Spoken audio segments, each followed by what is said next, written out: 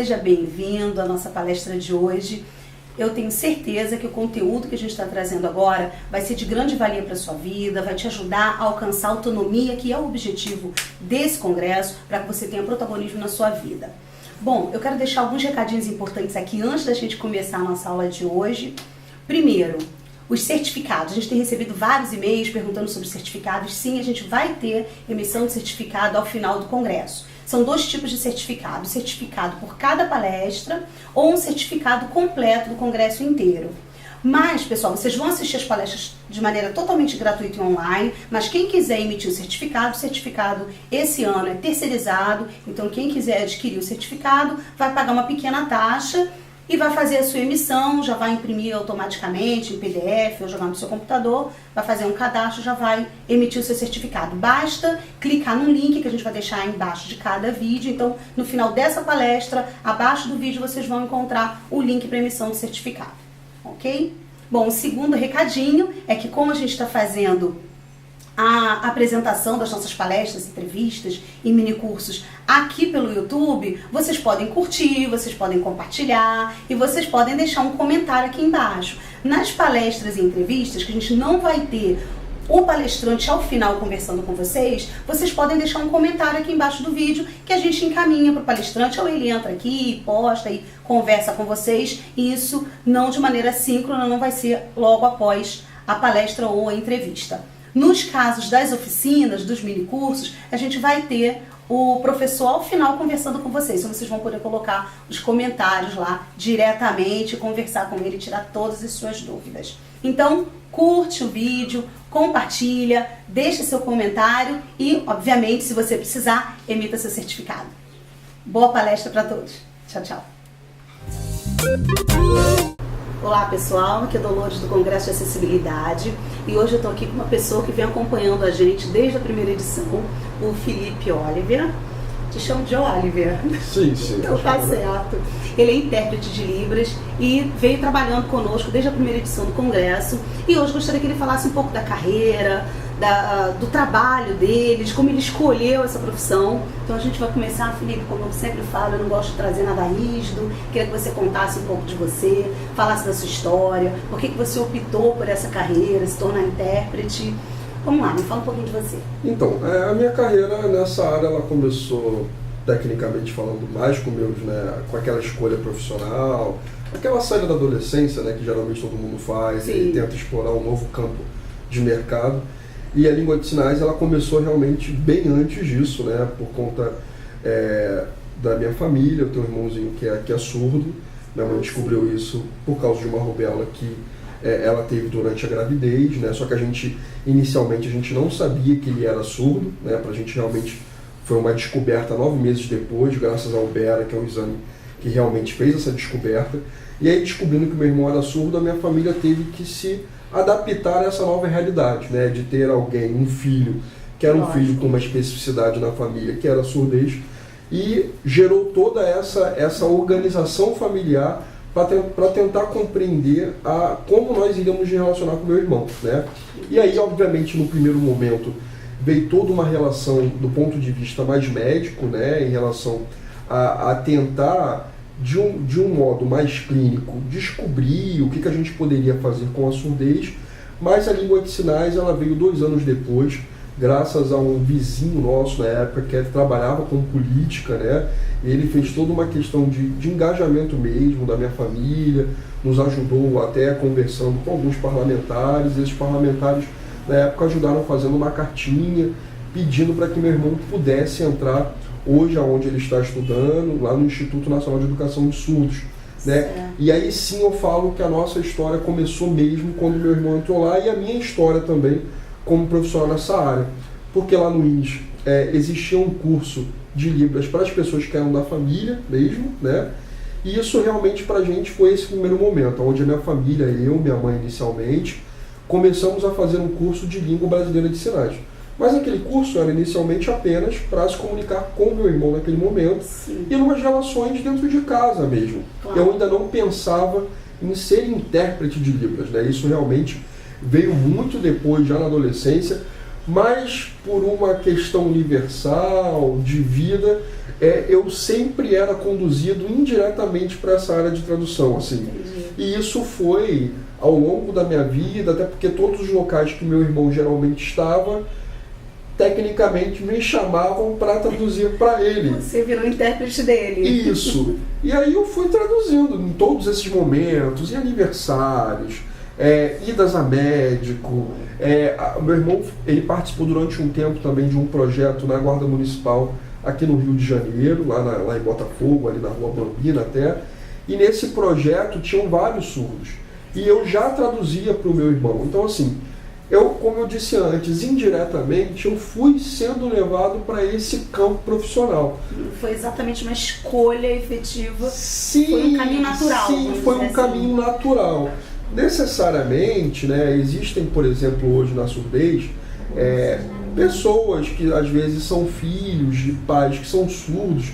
E aí, não é que é uma regra, mas naturalmente falando, a gente até usa uma nomenclatura em inglês que é chamada de coda, né, para esses filhos que são ouvintes e os pais são surdos, e eles naturalmente vão também se engajando nessa carreira. No meu caso foi um pouquinho diferente, né? Eu até brinco com eles, eu falo, eu sou soda por causa da nomenclatura em inglês ou boda, né, por conta de realmente ser hoje tradutor e intérprete de Libras.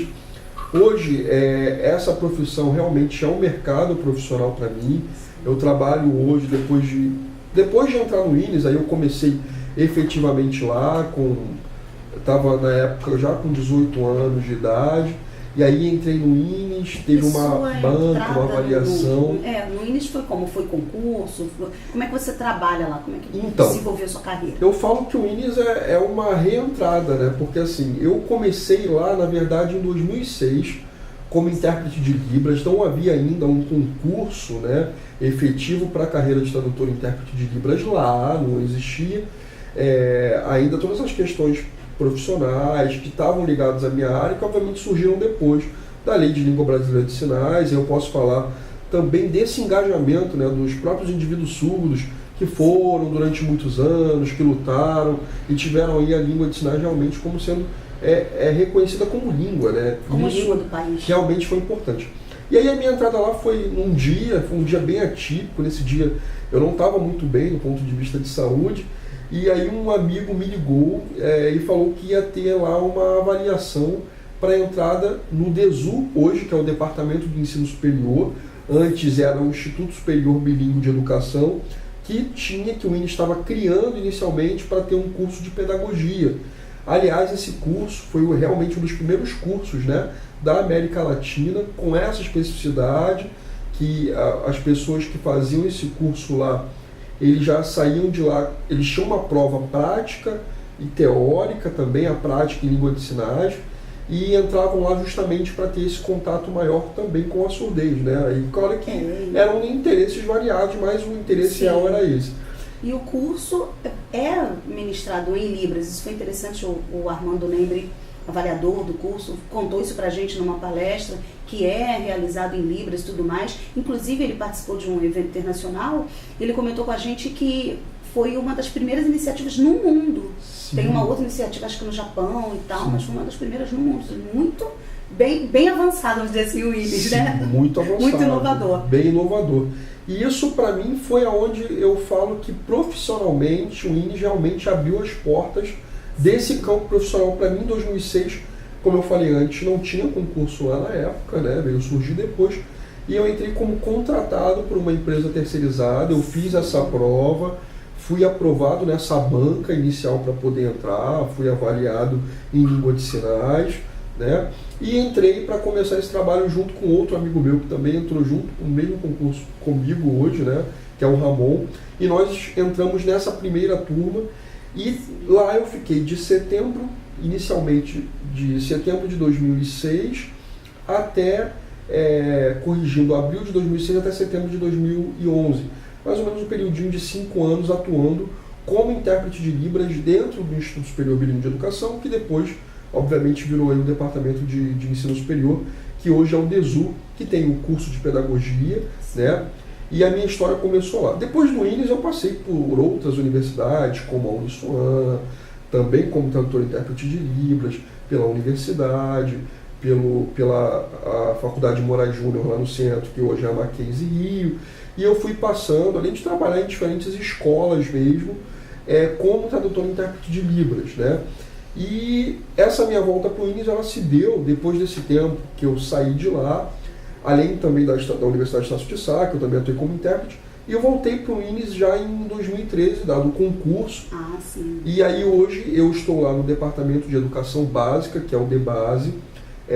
Dentro desse departamento nós atendemos o INES como um todo, né? A gente geralmente faz as traduções, por exemplo, desde um atendimento médico que o surdo precise lá na casa, ou até fora dela, quando há casos, né, mais urgentes, ou, por exemplo, atendimentos ao serviço psicológico, atendimentos que às vezes demandam ida em uma sala de aula para traduzir um conteúdo ou outro que um professor às vezes quer passar e ele acha que é melhor ter um tradutor, né? Esses professores geralmente usam a língua de sinais também nas salas, mas acham importante em alguns momentos ter a nossa participação e nos convidam para estar lá atuando.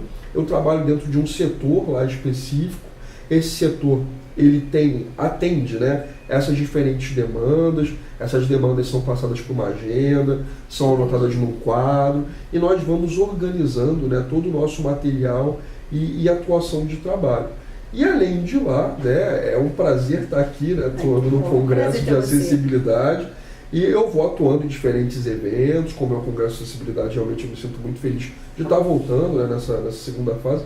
E realmente eu vou atuando em diferentes campos, né, que realmente eu sou convidado a estar. O mercado para o intérprete tem crescido muito, a gente tem observado, não só com a nova lei brasileira de inclusão, que colocou aí uma série de exigências com relação a isso, com relação a ter intérprete, empresas, instituições de ensino, etc., órgãos governamentais e tal, precisam ter um intérprete, mas além disso tem todo um mercado de trabalho maior, como você citou, além das universidades, existem eventos, existe uma série de espaços, de momentos que esse profissional pode trabalhar. E muitas vezes as pessoas acreditam, eu tenho observado assim, em contato com alguns intérpretes e pessoas interessadas na área, que acreditam que o intérprete vai só trabalhar para ONGs ou em eventos já gratuitamente, sem receber e etc. E hoje a gente observa que é uma profissão como todas as outras, tem sua importância, é remunerada e vai crescendo assim. Como a gente verifica, muitas profissões vão caindo, né, ao longo das décadas, porque a evolução tecnológica vai acontecendo e todas as outras evoluções. No caso do intérprete, acho que isso vem crescendo ao longo das últimas décadas e agora está num espaço bem de grande importância, eu observo. Como é que você enxerga isso? Quantos profissionais atuam com você nessa equipe que você está? E como é que você enxerga esse mercado? O que você imagina para as pessoas que querem entrar nesse mercado? O que você acha que elas devem seguir? O que elas vão encontrar? Então, realmente é um mercado que é muito promissor hoje do ponto de vista profissional, é um mercado que realmente demanda, né, assim, um engajamento pessoal, que é uma escolha pessoal, uma escolha profissional, né? O que nessa minha equipe de trabalho hoje, a gente tem algo em torno, né, um número total de 52 tradutores aproximadamente, né, isso que atende um INES como um todo, como eu te falei. Existe o DESU, que é esse departamento de ensino superior, que tem um grupo de intérpretes, e o DEBASE, que é onde eu estou, que tem algo em torno aí de aproximadamente 22 profissionais que atuam escalados para atender toda a demanda da casa, né, do INES de um modo geral. É um mercado que realmente é um mercado novo. Essa questão que você citou de maneira muito, muito realmente efetiva acontece. As pessoas ainda não, de um modo geral, por desconhecimento de informação, não compreendem que isso não é um sacerdócio, né? Na verdade, uma vocação. Não é uma vocação, é uma atuação realmente profissional que a gente sim demanda tempo, você tem que realmente praticar. Eu costumo falar pessoalmente, né, assim, para os meus amigos de um modo geral, que é uma profissão que ainda nenhum profissional, em qualquer carreira, ele nunca vai estar pronto, inclusive esse intérprete. E aí cada situação profissional é uma situação profissional onde ele vai estar atuando como tradutor. Então, eu falo geralmente, como nas outras profissões, né, existem esses cursos mais jargões, né? Que é um aprendizado constante, realmente, a gente nunca vai estar pronto para uma determinada tradução. Claro que é importante, obviamente, para os eventos, de um modo geral, quando a gente vai atuar em palestras mais específicas, a gente pede, por exemplo, o material antes, para poder ler, para poder estudar aquele Pode material. ter algum termo mais técnico. Porque são termos, às vezes, muito técnicos, são termos de áreas muito específicas, que estar lá naquele momento com esse material antes dá uma certa viabilidade de tradução para esse profissional que vai estar.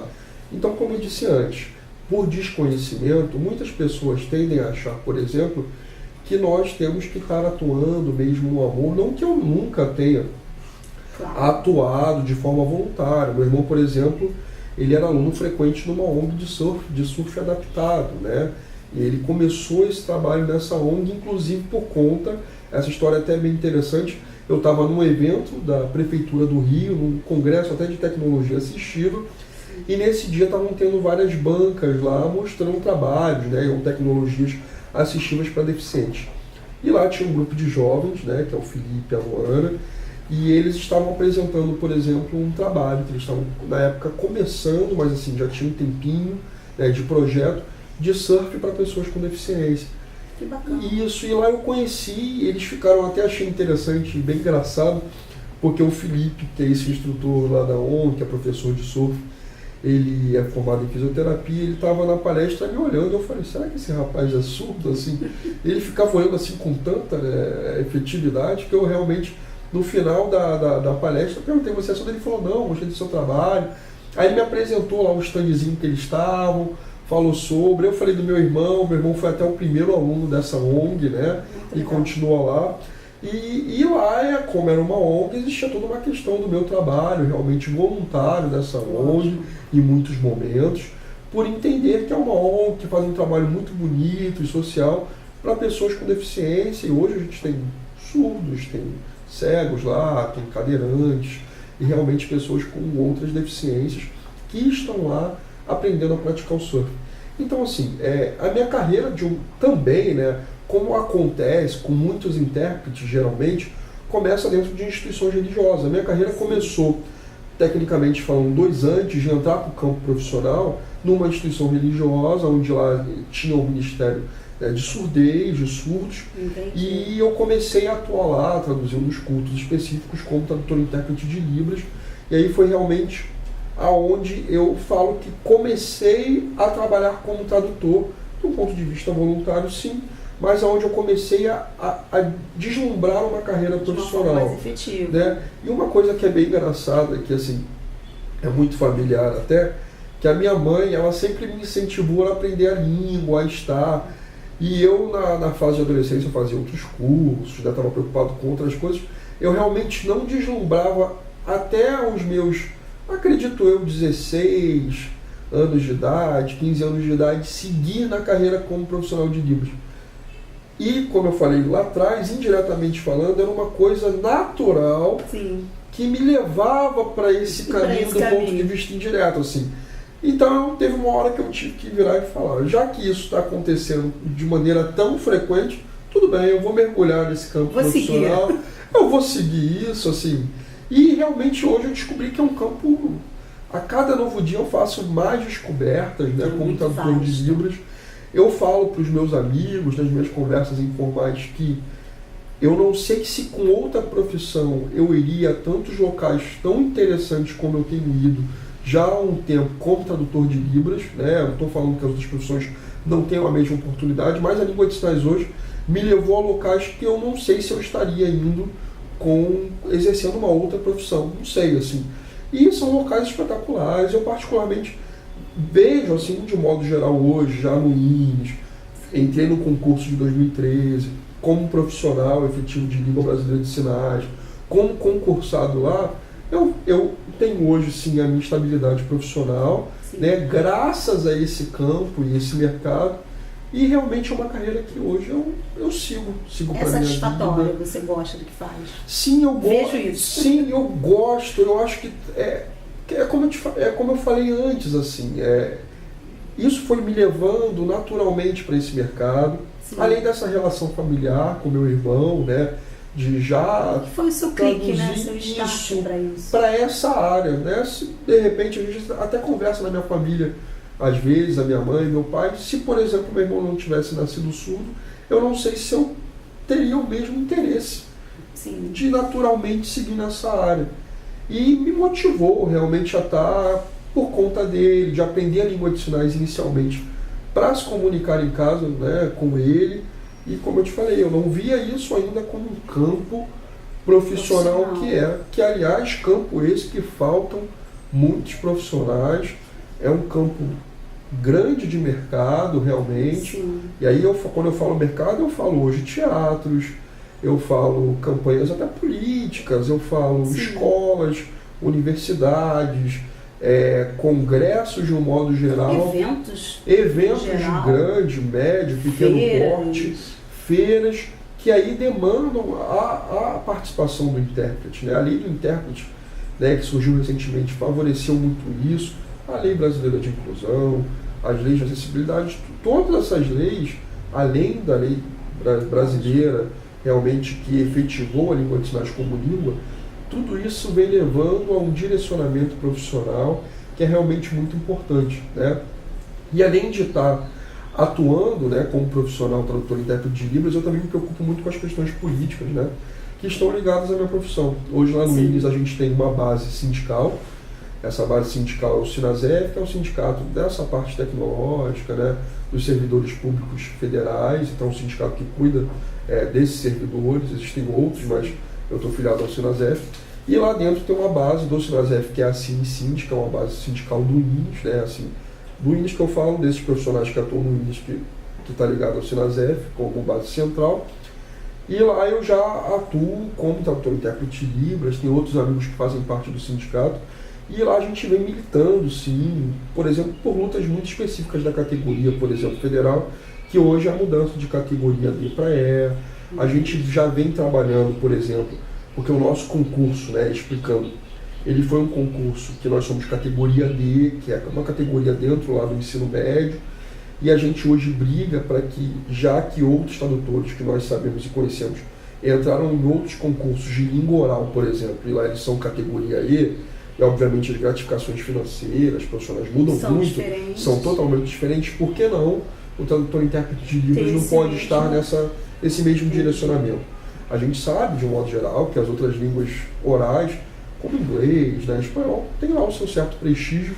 Sim. E a língua de sinais, ela já vem algareando a cada novo dia. Sim, ela está ganhando esse espaço. Isso, esse espaço. E aí, com a língua de sinais ganhando esse espaço, os indivíduos surdos, né, sendo protagonistas, eles direcionam também o protagonismo para a nossa carreira de tradutor e intérprete de Libras. E isso realmente é muito satisfatório, porque eu vejo também esses meus amigos surdos, e eu falo que não é só uma luta nossa, é uma luta deles, que se engajaram, que lutaram para ter o seu reconhecimento de língua, que lutaram para chegar nos seus mercados. E eu agradeço também muito a esses indivíduos que já militam há bastante tempo, e eu tento, dentro da carreira de língua de sinais, juntamente com eles, militar também para esse reconhecimento efetivo da Libras como língua que já é hoje, mas por desconhecimento as pessoas ainda não compreendem nem o meu papel como intérprete de Libras, né? As pessoas não conseguem enxergar ainda essa questão que eu falei antes, que não é um sacerdócio, é uma questão profissional. Recebo muitas ligações, às vezes, de empresas, e essas empresas, às vezes, de um modo geral, não sabem nem como eu devo me portar. E aí, claro, isso eu compreendo que é um local, e o meu local de atuação de estar explicando, mas realmente é uma carreira que é muito nova, é uma carreira que está crescendo a cada novo dia, e nós estamos aí entrando, né, dentro desses locais, e eu todos os dias eu falo que é um aprendizado realmente profissional. Cada novo dia é um dia diferenciado, uma onde coisa eu tento nova que você aprende. Realmente aprender, é um sinal novo, é uma forma contextual que os surdos utilizam mais. Você falou duas coisas muito importantes, assim, ao meu ver. A primeira, que A língua brasileira de sinais é uma língua, realmente. Às vezes as pessoas não têm essa compreensão, apesar de existir uma lei e tudo mais, as pessoas não têm a compreensão de que é uma língua reconhecida no país como a língua portuguesa. E que, assim como qualquer outra língua, quando você se torna um tradutor para essa língua, você está em constante aprendizado.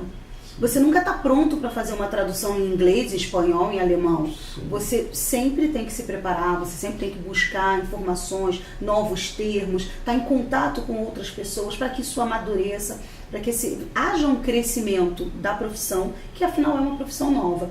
E você citou uma outra coisa que eu achei muito importante também, que é a formação desse profissional. Não só ele estar sempre se capacitando, se atualizando, mas como funciona a formação desse profissional.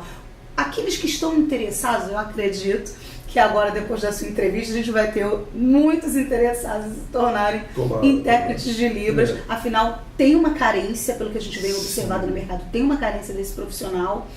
É uma área que a gente não pode dizer, claro, as profissões no Brasil não têm um salário maravilhoso, ideal, mas também não é uma área de má remuneração, uma remuneração compatível. Claro que sempre pode melhorar. Mas eu queria saber o que a pessoa deve fazer ao buscar entrar nessa profissão, buscar essa carreira para si. Que tipo de formação ele deve buscar, como ele deve se preparar para isso. Porque, assim como todas as outras línguas, quando você vai conversar com um profissional que traduz língua inglesa, por exemplo, ele diz, olha, eu tive que estudar tantos anos, eu tenho que me atualizar o tempo todo, eu busco esse recurso. Então, como funciona isso para o intérprete de Libras? Então, para o tradutor e intérprete de Libras, eu posso falar um pouquinho dessa minha história também, como atuei, né?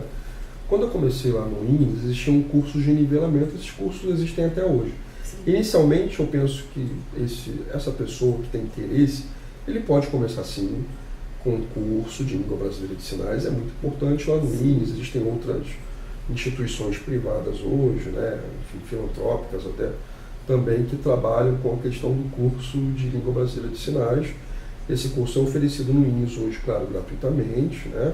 E nas outras instituições tem lá uns certos custos específicos para a pessoa fazer. E aí a pessoa tem que começar assim com um curso de língua brasileira de sinais. Depois desse curso de língua brasileira de sinais, claro que existem também outros cursos em outras instituições também, que já atuam fazendo um curso específico para tradutor de Libras, né? Assim, curso esse a nível, pelo que eu compreendo, de extensão mesmo. Aí esse profissional entra lá e vai realmente fazer um curso até muito interessante de língua brasileira de sinais, mas com esse foco aí, né? Quando eu falo língua brasileira de sinais, é um curso realmente que vai trabalhar esse tradutor dentro da língua brasileira de sinais. E aí, claro que hoje em dia, que é uma coisa também muito importante que você falou, da formação. Hoje, um profissional tradutor e intérprete de Libras, para atuar no mercado, isso por conta de língua brasileira de sinais, ele precisa ter um exame, que é o exame de proficiência em Libras, que é o ProLibras. Esse exame hoje ele já vem acontecendo desde o ano, ele começou efetivamente em 2006, a primeira versão, e hoje já tem outras versões. O que é esse exame? É um exame de proficiência, traz os moldes, eu posso até fazer uma certa analogia com o OAB. Um advogado hoje, para exercer a profissão, ele precisa lá da carteirinha da OAB para realmente ele estar apto, né, assim, de um modo geral, estar exercendo de maneira mais efetiva a sua carreira. Assim como o intérprete de Libras, esse exame ele acontece, se eu não me engano, hoje em 8 polos nacionais. Geralmente ele acontece todo ano, né, ele tem uma data específica, incluindo a lei até 2015, né, isso até agora. Depois há um direcionamento para que os intérpretes tenham uma formação superior. Mas aí uma coisa pessoal, que é uma opinião particular minha, aí é um direcionamento pessoal. Hoje o que a gente tem no mercado que avalia esse tradutor é o ProLibras. Aí eu fico muito preocupado se a partir, por exemplo, do ano que vem, nos próximos anos, não haver mais esse exame. Como é que um profissional, só tendo uma graduação, por exemplo, vamos entender que ele é um tradutor e intérprete de Libras? Isso é uma preocupação pessoal. E aí, como eu vinha dizendo, né, sobre essa questão da tradução de Libras, esse mercado profissional que realmente é um campo que é muito importante, esse exame de proficiência ele vai dar aí a esse profissional esse certificado, né, a certificação de atuação, que hoje é dividido em 2 direcionamentos. Aí tem lá o uso e ensino de Libras, para as pessoas que querem trabalhar realmente com essa questão de uso e ensino da língua brasileira de sinais, e existe também a outra parte do exame, que é para tradução e interpretação de língua brasileira de sinais, que é para tradutor de Libras mesmo. E aí você escolhe qual é a categoria que você quer realmente ser inserido para fazer um exame.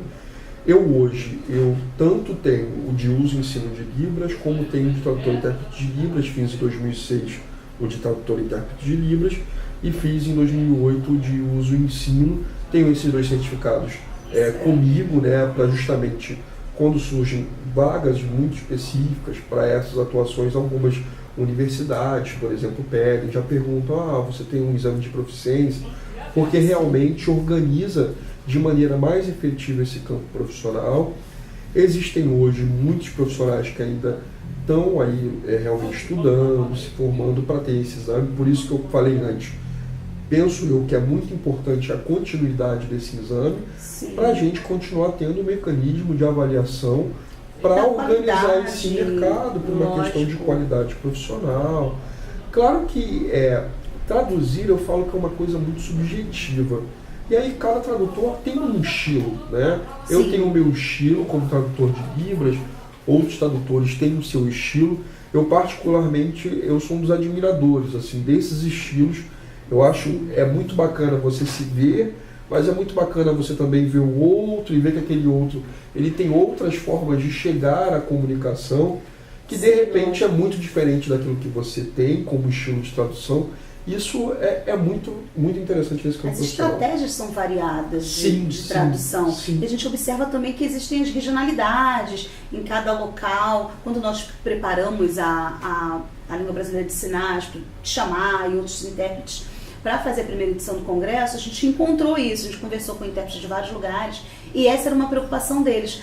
Dolores, mas em cada lugar a gente tem uma regionalidade. Eu falei, sim, tem, mas tem como ter uma coesão para que esse evento seja nacional, exibido nacionalmente, todo mundo possa compreender. Claro que existem alguns sinais que podem ser diferentes, ter alguma, como eu vou dizer, alguma regionalidade nisso daí, mas dá para ter uma coesão e as pessoas assistirem nacionalmente, foi uma grande preocupação. E aí quando a gente encontrou você, e a gente chegou até a conversar sobre isso, você me acalmou, me esclareceu que não, que tinha regionalidade, mas que era possível que durante a sua tradução todo mundo no país inteiro compreendesse o que estava sendo colocado.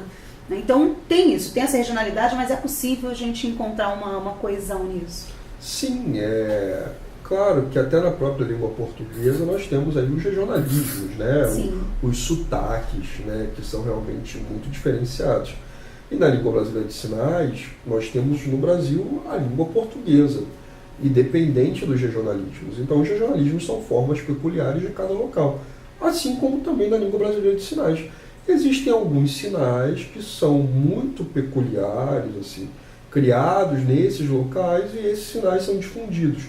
Claro que, obviamente, se um tradutor, que é do Rio de Janeiro, por exemplo, ele vai traduzir uma palestra no Sul, lá, ao traduzir, não digo mais para a língua de sinais, isso já aconteceu comigo, por exemplo, em outras palestras em outros estados, e o surdo, por exemplo, em um dado momento, ele vai lá perguntar e utilizar, assim, desse seu momento lá como participante para estar participando do evento.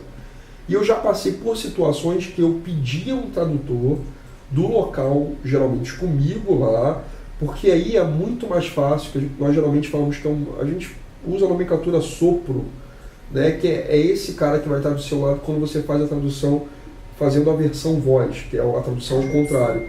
E aí pedimos, geralmente, para que essa pessoa venha para justamente auxiliar, né, essa tradução, porque às vezes, em alguns momentos, esse surdo ele usa uma língua de sinais que não deixa de ser a língua brasileira de sinais, mas alguns sinais são sinais muito regionais e muito específicos. E de repente esse tradutor que é do Rio de Janeiro, que foi lá para o Sul, que foi para Brasília, que foi para um outro local, ele pode sentir nessa hora da tradução uma certa dificuldade em traduzir esse indivíduo surdo, não por ele não usar. A língua brasileira de sinais é uma língua única. Claro que, obviamente, é a língua brasileira de sinais. Cada país tem a sua língua de sinais. É até uma dúvida das pessoas. Sim. A língua de sinais é universal? Não, ela não é universal. Existe um conjunto de sinais, e esses sinais eles vão fazer parte hoje das línguas de sinais internacionais. Falávamos muito antes de Gestum, que é, por exemplo, um surdo brasileiro viaja para o Japão. Lá tem um surdo japonês. Dentro desse conjunto de sinais, eles conseguem se comunicar. Entendi. Por esses sinais. E aí a comunicação é facilitada. Como eu falei antes, cada país tem sua língua de sinais. Estados Unidos, American Sign Language. No Chile, a língua de sinais chilena. Na Argentina, a língua de sinais argentina. E por aí vai. Cada país tem sua língua de sinais. Sim. Os sinais mudam muito. Os Claro. contextos mudam muito. E aí, às vezes, sinais que podemos ver aqui com outro contexto em outro país, por exemplo, pode acontecer. Mas isso é natural, assim como nas línguas orais. E a própria estrutura da língua é diferente, né? E a língua portuguesa, como você falou, também tem suas regionalidades, as gírias, palavras que às vezes você escuta. Por exemplo, o meu sogro é nordestino, né? E eu escuto às vezes palavras que ele coloca, gírias dele ou da família, que você estranha sendo carioca. Você acha, nossa, essa palavra eu não conhecia, essa gíria eu não conhecia. Então isso acontece também na língua brasileira de sinais. E mesmo assim a gente continua se comunicando. Sim, acontece. O que é interessante nessa questão é que, assim, isso eu vejo mais na fase do meu irmão, que está com 19 anos hoje, né? Então, assim, realmente, na adolescência dele, eu via que os surdos mais adolescentes, nessa faixa etária, eles criam sinais mais específicos que geralmente um tradutor, se não tiver lá nesses locais com eles, de repente nós nem conhecemos. Não que eles usem isso nos locais formais, não. Mas no grupo... Mas naquele grupo, naquele contexto, eu já me peguei em situações bem diferenciadas de estar com eles num grupo e às vezes, claro, imagine você lá como ouvinte, você numa roda com 10 indivíduos surdos conversando ao mesmo tempo e o olho não para, né? Olhando para um lado, para o outro, olhando tudo. E geralmente, alguns sinais, às vezes eu franzia um pouco o rosto. O que é aquilo? Assim? Aí depois eu perguntava, o que é isso? E eu vi que são coisas muito peculiares de uma língua que, assim como a língua portuguesa, é uma língua viva, né? Exato. Que sofre muitas modificações, mas que esses indivíduos vão nessas modificações criando contextos diferentes para a utilização dessa língua. Eu acho isso fantástico. É super natural. Sim. Todas sim. as línguas funcionam dessa maneira, por que seria diferente com a língua brasileira de sinais? As pessoas têm as suas particularidades, até num grupo familiar, Sim. vocês podem acabar desenvolvendo um sinal, como a gente desenvolve na língua portuguesa, informações, palavras, contextos totalmente distintos que quem está de fora muitas vezes não compreende. Sim, Mas nas suas colocações eu identifiquei uma coisa interessante, eu queria te perguntar. Você falou sobre a formação, sobre a proficiência, a importância desse profissional. Eu considero particularmente muito importante a atuação do intérprete. Por isso a gente teve o interesse de colocar o intérprete de Libras no Congresso. Muitas das pessoas falavam para mim, mas você vai ter Libras e vai ter legenda? Por que você não bota uma coisa ou outra? E aí eu explicava para a pessoa que, bom, a Libras é para a pessoa surda, que tem o conhecimento da Libras, e a legenda, às vezes uma pessoa com deficiência auditiva não consegue ouvir bem o que está sendo passado na palestra, e também algumas pessoas surdas que eu conheço, que passaram por tentativas de oralização, aquela coisa toda, e ainda não conseguiram se comunicar plenamente na língua brasileira de sinais e preferem ler a legenda. E eu observo que falta essa atuação de um intérprete, esse cuidado com a pessoa surda no seu dia a dia, no cotidiano. Porque a gente quer, o objetivo desse congresso é que a pessoa tenha autonomia e que ela possa ter o protagonismo da sua própria vida, né, e conviver em sociedade de uma maneira mais plena. E a gente percebe, assim, todas as pessoas com deficiência têm suas barreiras, têm suas dificuldades, mas a dificuldade de comunicação, de compreensão do surdo com o restante da sociedade é muito grande.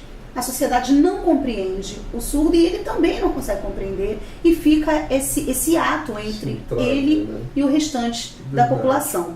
E a gente observa que hoje o importante é que a gente coloque os intérpretes para que haja essa comunicação. E eu observo, eu vi recentemente numa matéria que acho que a Prefeitura de São Paulo desenvolveu um núcleo de intérpretes, e esses intérpretes eram cedidos para acompanhar uma pessoa surda numa consulta médica, num passeio, num evento. Ele poderia solicitar, claro, com uma certa antecedência, solicitar o agendamento de ter o acompanhamento daquele intérprete. Assim, no Rio de Janeiro, no Brasil como um todo, eu não observei tantas iniciativas. Aqui no Rio tem algumas iniciativas também, conversando com a secretária da Secretaria da Pessoa com Deficiência, Georgette Vidot, ela falou pra gente que eles têm também um núcleo como esse, isso que cede esse profissional gratuitamente para acompanhar, para ajudar, para apoiar. Mas eu acho que isso tinha que ser ampliado, não somente nas secretarias de defesa dos direitos da pessoa com deficiência, a Secretaria de Apoio, de Acompanhamento à Pessoa com Deficiência, mas os próprios órgãos, né? Os próprios órgãos públicos, o INSS, o Ministério do Trabalho, tem tantos órgãos que as pessoas precisam ir, o SUS de uma maneira geral. A gente teria até nesse congresso uma professora da UF que fez a pesquisa dela de mestrado, acho que era de mestrado, só que ela estava defendendo agora, bem na época do congresso, ela não conseguiu dar continuidade na palestra conosco. E essa palestra é para falar exatamente dessa acessibilidade na área da saúde. A dificuldade que ainda existe dessa pessoa se comunicar com um médico, ou de repente de fazer qualquer tipo de atendimento público, em qualquer órgão no Brasil, a pessoa encontra essa barreira. E eu acho que o profissional, o intérprete, deveria ser incluído, seja através de concursos que abrissem vagas para que mais profissionais fossem contratados para cada órgão, não só apenas no INES, que é um instituto que também presta serviço, também ajuda a sociedade de uma forma geral, mas que cada órgão tivesse o seu próprio núcleo, os seus próprios profissionais para dar aquele acompanhamento. Eu tive uma amiga comentando que levou um amigo para o INSS, que tinha que fazer uma perícia de um acidente, ou seja, ele era surdo e ficou paraplégico, precisava fazer uma perícia daquele acidente e tudo mais. E ele foi umas 3 vezes e não tinha ninguém, nenhum intérprete que pudesse ajudá-lo a se comunicar com o perito. Ele teve que remarcar várias vezes, enfim, ela decidiu ir com ele, foi impedida de entrar, não permitiram que ela entrasse, porque ele tinha que falar sozinho com o perito. Ela falou, mas ele não tem condições de falar com o perito, porque ele não fala, e o perito não conhece Libras, como eles vão se comunicar? Enfim, ela conseguiu entrar com ele, ajudá-lo, fez a perícia e tudo mais. Ou seja, não existe o profissional naquela instituição. Quando a pessoa com deficiência, o surdo de uma maneira geral, leva alguém para ajudar, eles ainda embarreram, então fica difícil essa comunicação realmente acontecer. Eu queria ouvir um pouco de você, como você enxerga essa disseminação do profissional de Libras. Se você considera esse posicionamento que eu tenho importante, se é possível isso acontecer hoje com a quantidade de profissionais que tem no Brasil, ou o que poderia ser feito para que a gente tivesse efetivamente nos órgãos, nas instituições profissionais de Libras para atender a população. Você tocou num ponto muito importante, que é essa questão da atuação de campo desse profissional. Penso eu que seria, claro que muito importante hoje, concursos na área de língua brasileira de sinais. Realmente hoje há uma dificuldade crescente, como eu falei antes, do não conhecimento de quem é esse profissional, tradutor e intérprete de Libras. Eu já passei por inúmeras situações, das quais a mesma história que você contou do INSS.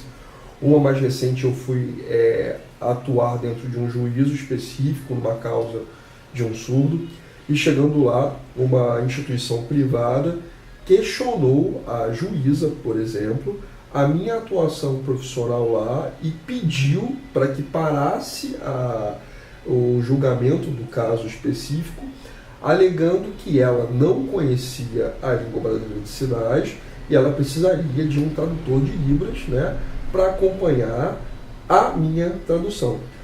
Na hora eu me senti, obviamente, de maneira bem diferenciada, porque foi um momento novo para mim de tentar compreender essas relações. Não que o papel da empresa esteja errado, eu fui convidado por essa instituição né, que aplica a lei de um modo geral, e realmente são situações comuns, assim. Esse desconhecimento geral torna ainda, principalmente no Brasil, essa questão muito mais aparente, né, desse profissional, de faltar os locais. Concordo muito com o seu pensamento de que esses locais deveriam ter sim profissionais tradutores e intérpretes de Libras. Não só o INSS, como as delegacias, os juizados de um modo geral. Hoje, de juizados, eu posso falar, por exemplo, do meu trabalho que eu faço prestando serviços para o TJRJ, aqui no Rio de Janeiro, Tribunal de Justiça do Estado, e lá existe uma equipe hoje em dia com muitos profissionais. Nós somos contratados pelo TJRJ e traduzimos audiências nas quais os surdos são inseridos. Também atuo lá no TRT, né, Tribunal Regional do Trabalho. Então, assim, eu já venho fazendo esse trabalho com esses campos. Eu acho que são campos extremamente importantes para a atuação desse profissional dentro desse mercado. E, infelizmente, como eu disse antes, e repito, esse desconhecimento desse papel desse tradutor gera aí, de um modo geral, para as empresas, gera de um modo geral para as pessoas que vão se relacionar com esse profissional, essa relação, de um modo geral, às vezes muito truncada, como esse caso que você citou, de será que pode entrar, entende? A mãe é lógico, isso já aconteceu algumas vezes, por exemplo, em alguns casos de réus surdos, por exemplo, no TJRJ, de situações bem assim, né, muito parecidas. Por exemplo, um réu surdo que estava preso entra lá com as suas algemas. A primeira colocação que eu peço ao juiz, por favor, retire-as. Assim. A língua de sinais é uma língua de sinais. Os juízes, geralmente, com muita prontidão e tranquilidade, falam, não, sim, né, até aqueles atilos mentais, aqueles starts. É verdade, como é que ele vai se comunicar? E às vezes os próprios clientes que acompanham esses réus, às vezes, peraí, juiz, a gente vai tirar mesmo? E aí eu sou mais sensível e falo, sim, ele precisa tirar, porque como ele vai falar os casos, como ele vai se posicionar. E aí eu sou muito bem atendido na hora, as situações são bem... Mas são essas situações que são mínimas, às vezes, que a sociedade desconhece. Desconhece totalmente. Claro que nós sabemos, por ter um irmão, que existe sim preconceito de um modo geral, sim, com as pessoas que têm algum tipo de especificidade, alguma deficiência específica. Mas eu vejo que, de um modo geral, esse preconceito ele é causado também por um desconhecimento de informação. Eu sei que está lá, o preconceito está enraizado, assim como o racismo, assim como outras grandes pautas que a gente tenta mudar na sociedade. Mas eu também sinto que há um desconhecimento geral. E a falta de informação gera essa atitude preconceituosa. Isso daquilo que eu acredito ser assim, uma reflexão para essa questão, né? Então eu acho que esses indivíduos surdos, é o que eu falo para eles constantemente, eles têm que lutar pelos seus direitos, sim. Não, eu não sou muito fã de um pensamento radical, de que estão invadindo nossos... Não, a sociedade... uma fala da Georgette Vidot nas minhas traduções do próprio Congresso que eu achei muito interessante, essa de que a sociedade ela está lá, ela está montada. As pessoas com alguma especificidade elas estão inseridas. Claro que nós temos que lutar para que elas sejam atendidas. Mas se nós o tempo inteiro levantarmos uma bandeira de guerra, né, e achar essa bandeira e provocar diferentes embates, claro que tem hora que a gente realmente tem que se embater. Mas sempre com muito diálogo, com muita tranquilidade. Você gera muito conflito e não resultado. Isso, e aí você gera conflitos que você não resolve as pautas que realmente são importantes. Então eu penso que tem que haver esse diálogo nesse campo realmente de atuação. Eu realmente fico muito feliz de ver esses indivíduos surdos que estão aí construindo a língua com artigos, com livros, sim, lutando para que a língua seja reconhecida. Então eu tento me engajar ao máximo junto com esses profissionais, né? Às vezes de maneira junta, às vezes de maneira paralela, mas focando o mesmo objetivo, sim, que realmente é o protagonismo do indivíduo surdo, é o protagonismo também da atuação desse tradutor e intérprete de livros, mas não esquecendo que esse indivíduo surdo aqui, ele realmente precisa ter sim uma tradução efetiva, ele precisa sim ter, né, que não é só um auxílio, mas essa questão profissional muito importante desse tradutor que vai estar auxiliando esse indivíduo. E, sim, claro, as instituições, de um modo geral, precisam ter a atuação desse tradutor e intérprete de Libras infelizmente, hoje no mercado. Não. Nós sabemos que ainda falta muito a ser construído, assim, de um modo geral. Aí eu falo hospitais, delegacias, e quando os surdos, por exemplo, em muitos casos, como eu pego um TJRJ, estão lá condicionados a uma prisão, não por não cometerem infrações, isso é natural. Como todo indivíduo, todo ser humano, mas a falta de comunicação nos momentos específicos realmente gera atritos que vão ser levados depois para os tribunais, para os outros locais, e realmente penso que isso seria muito importante se houvesse esses profissionais nesses locais. Eu concordo, eu acredito que é fundamental. Mas tem uma outra questão que realmente me incomoda na sociedade, que trata da educação inclusiva. Eu sou totalmente a favor da educação inclusiva, apesar de a gente saber que existem muitos entraves, algumas dificuldades ainda, instituições não preparadas, profissionais não preparados. Isso é uma realidade no Brasil ainda, a gente está galgando vários degraus, isso está melhorando, mas eu ainda considero que a nossa educação inclusiva não é totalmente inclusiva. Primeiro porque ainda há espaços onde os alunos não são inseridos numa mesma classe. Eu acho que é muito importante que esses alunos convivam, as pessoas com deficiência de uma maneira geral, convivam com todos entre si. Mas eu percebo que há uma falha na educação inclusiva, eu não sei se isso é só no Brasil ou se isso acontece no mundo inteiro, que é com relação à pessoa surda, ao aluno surdo. Hoje a gente tem toda a legislação e a nova lei também, falando do intérprete em sala de aula, dos professores que têm que ser profissionais já capacitados, qualificados em Libras e tudo mais. Mas eu acredito que para que a gente ultrapasse essa barreira, porque hoje nós precisamos dos intérpretes de uma maneira muito, muito, muito profunda. Como a gente falou aqui, em todas as instâncias a gente precisa do intérprete de Libras, não tem jeito. Ainda não existe, mas por não existir, tem esse problema da falta de comunicação. Na minha opinião, uma forma de resolver isso, não destituindo, obviamente, os intérpretes de Libras, porque eles vão continuar sendo muito importantes e necessários na nossa sociedade ainda por muito tempo, e acredito que sempre, porque sempre haverá pessoas, momentos, conceitos, fatores que precisam ser traduzidos e tudo mais. Eu penso que a nossa educação ela deveria ser bilíngue, né? O aluno, e a gente tem um pensamento dentro da educação inclusiva que a gente observa nos professores, nas instituições em geral, que a educação bilíngue seria para o surdo. Então, o surdo seria alfabetizado na sua língua natural, que é a língua brasileira de sinais, e aprenderia como segunda língua a língua portuguesa. Na minha concepção, isso deveria ser estendido a todos os alunos. Então, ele vai ser alfabetizado em Libras e uma segunda língua, na língua complementar à língua portuguesa, e o aluno que não tem deficiência auditiva, não é surdo, ele vai ser alfabetizado em português e como segunda língua aprender a língua brasileira de sinais. E aí, daqui a algumas décadas, claro que a gente sabe que a educação não vai dar esse salto tão rapidamente, daqui a algumas décadas a gente teria uma sociedade realmente inclusiva para o surdo, porque as crianças sairiam da escola, os jovens se tornariam adultos que conseguem se comunicar em Libras com uma pessoa surda. Como hoje existem diversas escolas que são português-inglês, português-alemão. Por exemplo, eu moro em Friburgo e a gente tem várias escolas lá que são bilíngues, alguma língua estrangeira e o português. Inclusive, eu vi uma escola em Petrópolis que ela o aluno aprende 5 línguas, é alfabetizado em 5 línguas, pra você ter noção, mas nenhuma delas é a língua brasileira de sinais.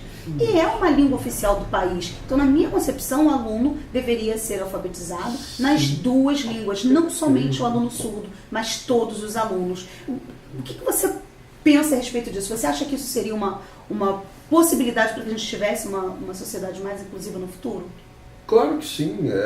Uma das lutas principais desses meus amigos surdos é essa, de escolas bilíngues, né? Respeitando, claro, a língua brasileira de sinais como L1 para indivíduos surdos e a língua portuguesa como L2 na sua modalidade de escrita, né?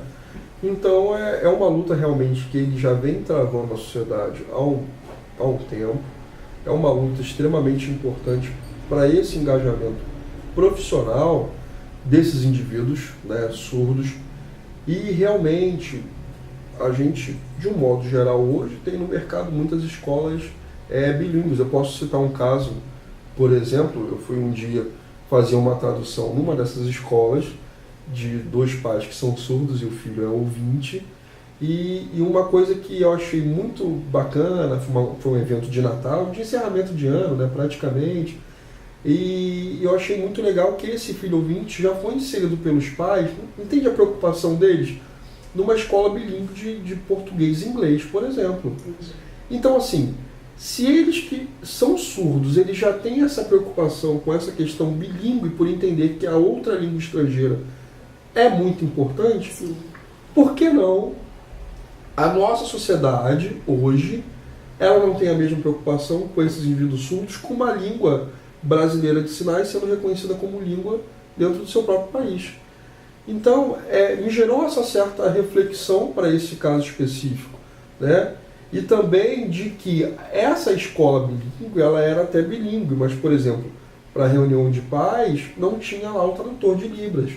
Ela que teve que me contactar do ponto de vista pessoal, individual, particular, mas a escola, ao chegar lá, assim, tem uma preocupação por ser bilíngue para uma outra língua. Mas que o inglês é importante para o mercado de trabalho, para a formação, mas não filho de pais que o filho está lá são surdos. Então, penso que essa escola poderia ter um trabalho focado ou não, de repente, para esses momentos, ter a tradução de língua brasileira de sinais, respeitando aquele discurso que a gente escuta o tempo inteiro, né? De uma escola para todos, Sim, de uma escola... educação para o tempo todos. inteiro nós vemos a pátria educadora, né, sendo falada, mas de verdade eu vejo que... Como dizem os jovens, só que não. Só que não. Infelizmente nós não temos, né, essa preocupação. É verdade. Né, e isso realmente eu vejo que é um ponto muito importante das escolas bilíngues, sim. É o engajamento desses profissionais, como eu disse antes, surdos, para que hajam essas escolas. Eu concordo muito com isso. Felipe, uma outra coisa que me interessa muito é a parte tecnológica, né? A tecnologia. Eu acho que a tecnologia veio para ajudar, tem avançado muito rapidamente. Hoje existe uma série de tecnologias. Eu estive com o Renato na Reatec e lá a gente viu uma central que faz o trabalho por telefone, tem uma parte tecnológica também. Há pouco tempo eu conversei com o pessoal da AME, da Associação dos Metroviários, de apoio aos excepcionais e tal, e eles estavam mostrando também que eles têm uma central que faz esse atendimento. Por exemplo, às vezes a empresa quer contratar um profissional surdo e não tem como fazer a entrevista, e aí eles ligam para lá e fazem como uma conferência, conseguem fazer a entrevista. E hoje eu vi que existem também algumas coisas, alguns paliativos. A gente sabe que os aplicativos, eles não vão suprir toda a necessidade de uma empresa, da tradução em si, mas eles podem ajudar bastante. No site do Congresso, a gente utilizou o Web Libras da Prodef, que faz a tradução de todo o conteúdo que tem na página para Libras. Aparece lá aquele avatarzinho, aquele bonequinho, e ele faz toda a tradução. Claro que, como o próprio pessoal do Web Libras falou, estão sempre evoluindo, sempre colocando novos sinais, porque, como você disse, a língua brasileira de sinais, como todas as outras línguas, é uma língua viva, ela evolui, ela cresce, ela modifica.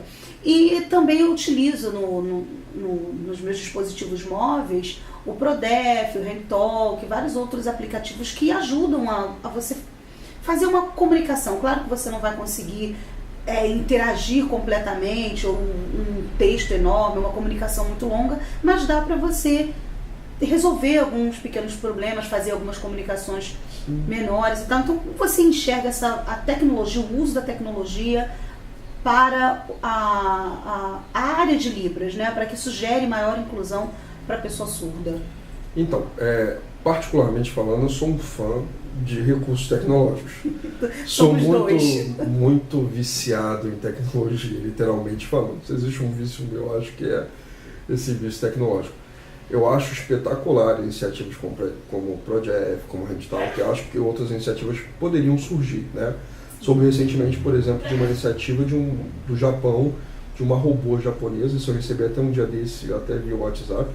E essa robô, ela seria para cuidar de idosos, e ela consegue fazer um reconhecimento de sinais, né? E consegue fazer também alguns sinais não sei se específicos, até eu tinha que ver tudo para entender, mas é muito rápido, mas ela conseguia ter uma comunicação com pessoas surdas, e eu achei espetacular, assim, uma robô mesmo, com características humanas, né, muito bem desenvolvida para fazer esse reconhecimento.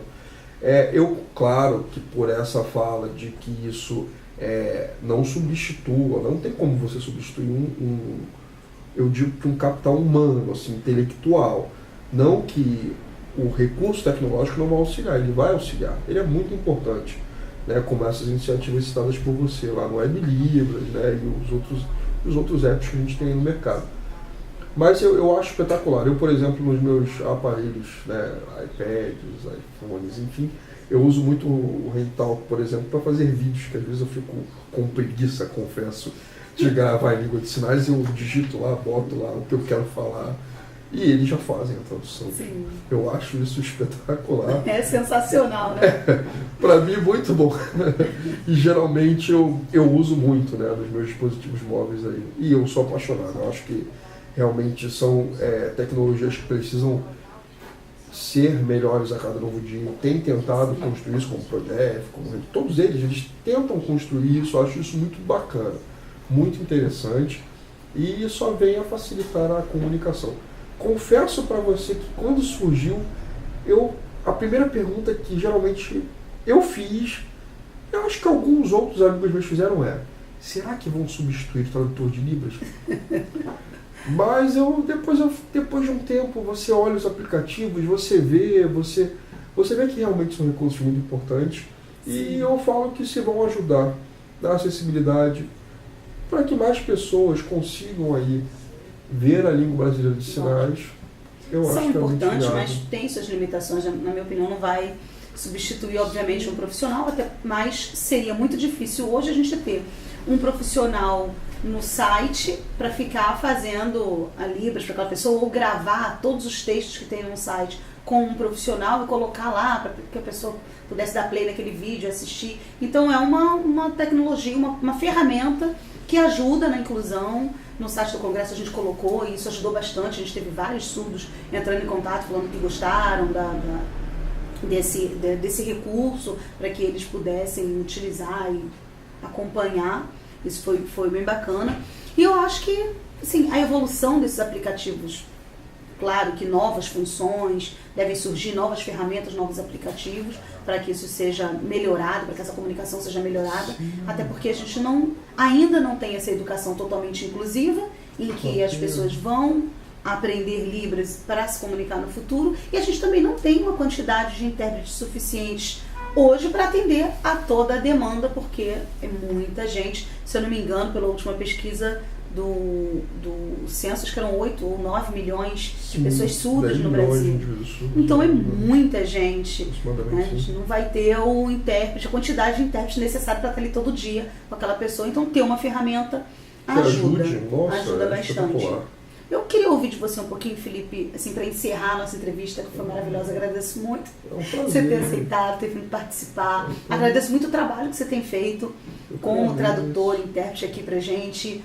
Devo elogiar muito o teu trabalho, com certeza, porque tanto na primeira edição quanto agora, no que já está sendo feito, mas na primeira edição foi exibida, a gente teve imensos elogios ao seu trabalho, né? A gente até postou isso nas redes sociais, comentando, a gente teve muita gente que gostou da tradução, considerou muito bem feita, achou ótimo, então isso é muito bom. Mas eu queria que você comentasse, deixasse algum recado para o pessoal, o que você tem a dizer para quem está assistindo, para quem está buscando essa carreira, ou simplesmente para as empresas, para a sociedade em geral. Deixasse aí seu recado final e novamente agradecendo a participação. Primeiro, quem agradece também sou eu, muito obrigado, quero agradecer por estar aqui, é um congresso que realmente é muito importante, a sua iniciativa de promover esse congresso é muito bonita, assim, de realmente se preocupar com esses assuntos que estão realmente aí na sociedade, né, que é essa questão dessa temática para pessoas realmente com uma certa deficiência. Acho isso muito espetacular, por também atuar numa área que tem, né, um grupo muito específico, que é a surdez. Quero dizer para as pessoas que assistam ao Congresso de Acessibilidade, realmente é um congresso muito importante. Para aqueles que querem aprender língua de sinais, façam cursos, se aprimorem, conheçam mais a língua brasileira de sinais. É uma língua realmente muito importante. Os indivíduos surdos são pessoas realmente espetaculares, que tenham estado todos os dias aí para a construção realmente de uma sociedade bilíngue, né? E para que eles sejam respeitados como indivíduos surdos. E isso realmente é muito importante para todos nós que estamos aqui, né, nesse congresso, e para eles também. É isso que eu desejo para vocês, uma bela palestra. Obrigada, Felipe. De nada. Olá. Bom, quero agradecer por ter ficado com a gente assim até o final, ter assistido tudo. Eu espero que esse conteúdo seja realmente importante para você, traga alguma mudança, alguma transformação, que essa é a nossa maior vontade, o nosso maior objetivo, que vocês consigam construir uma vida plena, que consigam ter a sua autonomia e consigam viver em sociedade da forma como vocês sempre sonharam, alcançando seus objetivos. Chegamos ao final de mais uma apresentação. Eu fico muito feliz que o congresso está sendo um sucesso, o pessoal está gostando bastante das palestras. Peço que você deixe, mais uma vez, que deixe aqui o seu comentário, que curta, que compartilhe, porque algumas palestras a gente vai reprisar, a gente vai deixar por 24 horas disponível para vocês. Então, se você tem um colega, tem alguém que você acha que vale a pena encaminhar, manda para ele o link que ele vai poder assistir. E mais uma vez eu quero falar para vocês do certificado. Vocês podem emitir o certificado, aqui embaixo do vídeo tem o link, basta clicar, você vai preencher o formulário necessário, efetuar o pagamento de uma taxa e você pode emitir o seu certificado digital, seja ele da palestra específica ou do congresso como um todo. Claro que para emitir o certificado do congresso como um todo, vocês terão que ter uma determinada participação. E aí ele só vai ser liberado ao final do evento, ok? Espero que todo mundo tenha gostado e vamos à próxima palestra. Tchau, tchau.